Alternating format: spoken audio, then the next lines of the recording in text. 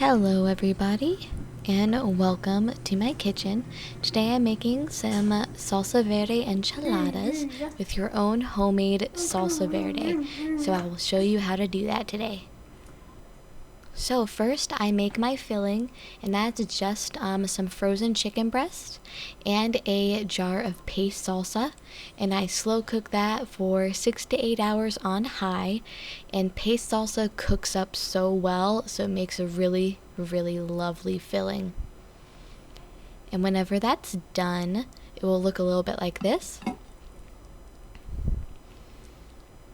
And then you just go ahead and take 2 forks and you shred it all up. As soon as that is shredded, just make sure it's all about the same size. It'll look like this. It's really a delicious filling, but I go ahead and cover it up. I'm only covering up halfway because I want some more liquid to evaporate.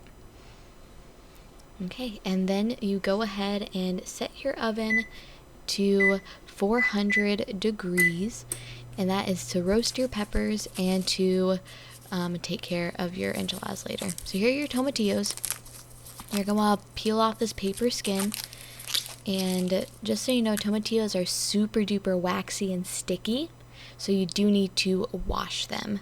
So tomatillos, we have 2 jalapeños that we'll be using, and 2 Anaheim peppers. And Anaheim peppers are milder than jalapeños. They have a really nice flavor. And because the tomatillos are so sticky, you actually have to wash them before you cook them.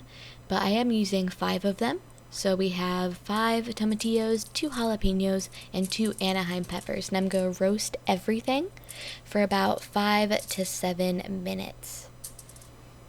And I'm actually doing a copycat of this salsa because I love this salsa. I use it a lot. So I was thinking, how hard could it be to make your own salsa? So I'm going to give it a try.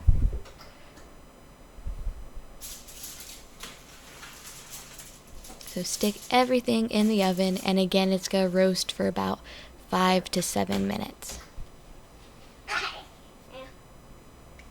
In the meantime, go ahead and chop up your onion because you're going to be using about half of it for your salsa. I didn't know that yet when I chopped it up. I didn't know it till I tasted the salsa later. But you're going to go ahead and dice it up. And I just diced up the whole onion because I'm going to save whatever I don't use for something later.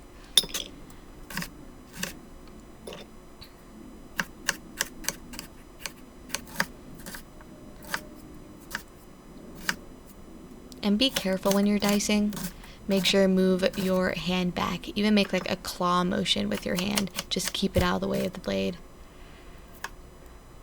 And there's all my onion. Okay, so my tomatillos, my Anaheim peppers, my jalapeños have been roasting for about 7 to 10 minutes.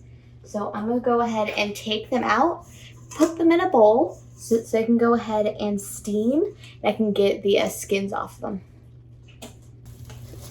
And I'm going to cover it up with some foil or plastic wrap so they can steam, and it will be easier to peel them. So you can put all those in there. Boop, and boop. So the other ingredients that I'm going to be using in my salsa is a lime. I'm using a fresh lime so I can both zest and squeeze the juice. I'm using some garlic cloves. I'm going to use about 3 of these guys. And some cilantro.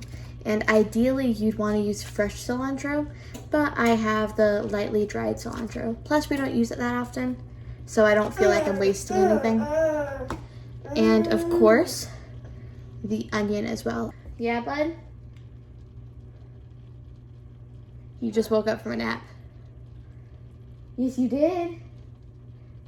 Yes, you did. Yeah. Okay, so while I'm waiting for my peppers to steam, I'm going to go ahead and get as much juice as I can from 2 limes. I want it to be a really limey salsa, so a really nice bright salsa. And I'm going to say about 4 tablespoons of lime juice.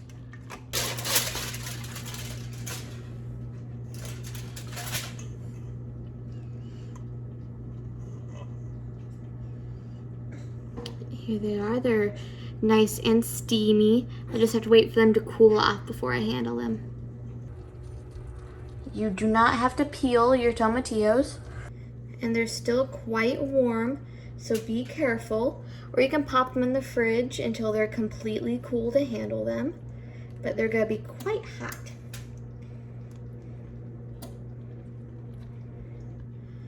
And you want to peel your Anaheim peppers because their skin is very papery.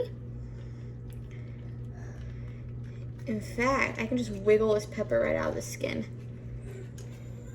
And there's all the flesh, and here is the skin. It's almost like it's very papery, so you don't want that in your salsa. Okay, with my jalapeno. Again, I'm kind of just peeling them. These don't have as thick of a skin, but I just want to peel them and seed them a little. I especially want to seed them because me personally, I don't mind spice, but I'm not a huge fan of a lot of spice. So I just prefer a milder salsa. I like something that's a little bit brighter, a little bit fresher tasting, and salsa that's not as heavy on the spice. But again, that's just a preference. If you want it to be spicier, you can either throw in fresh jalapenos, or you can leave all the seeds in. And here you are, your peppers, ready to go. And here are all the guts and the skin.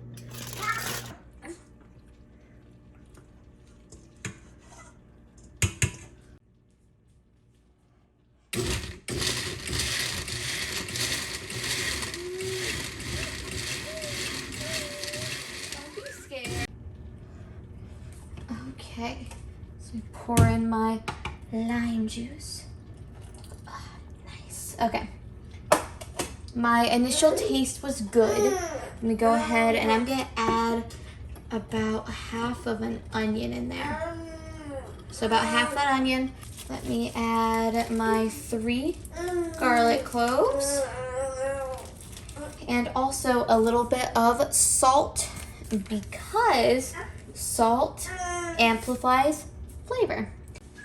Okay. And now I'm going to use a little bit of cilantro. And this is the lightly dried stuff. So it's the equivalent of 2 tablespoons of cilantro. So if you happen to have that on hand, you can just chop that up and throw it in at the end. And this is just my blended up salsa. So I'm just stirring in the cilantro after it's already been blended. But there it is. So here's my fresh salsa right next to, I poured a little bit of the store-bought salsa. And I just want to do a quick taste to see the difference between them. So I'm just going to use a tortilla chip. Try some store-bought salsa. There's a definite difference in flavor. So if you have the time, I would suggest making your own because this green salsa is going to be the star of your dish. But this is perfectly comparable. And I've used this before when making my enchiladas, and I know it's delicious, but this is a little bit better.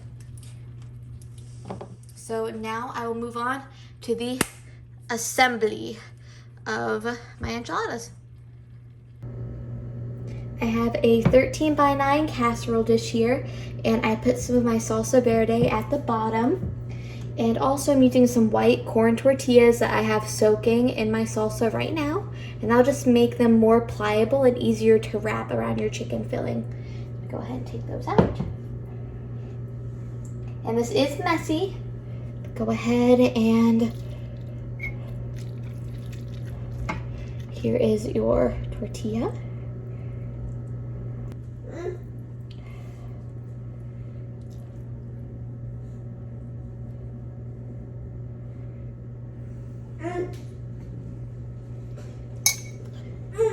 Roll that up.